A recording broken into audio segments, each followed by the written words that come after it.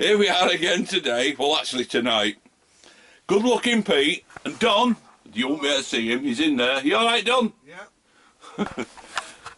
Right, you can see all the One Direction lights. We're not putting the batteries on because it's going in the water tomorrow. We want the batteries to be alright. Oh, look at this lovely One Direction.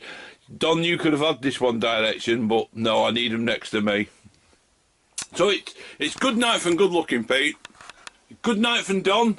Good night. See you in the morning, Don. See you in the morning, Peter. Are you not going to tell me a story? What? Oh, not again. Every time we have a sleepover, I've got to do a story. Once upon a time, there was two small children. One was called Pete and one was called Don. And they were walking through the forest. All of a sudden, they came across a chocolate house. And they walked into the chocolate house. And Don said, "Can I eat everything in this house?" "Yes," said Pete. So he picked up a chair leg and started eating it. Now Pete picked up some pots and pans and started eating them. I'll tell you the rest of the story next time. Good night, children.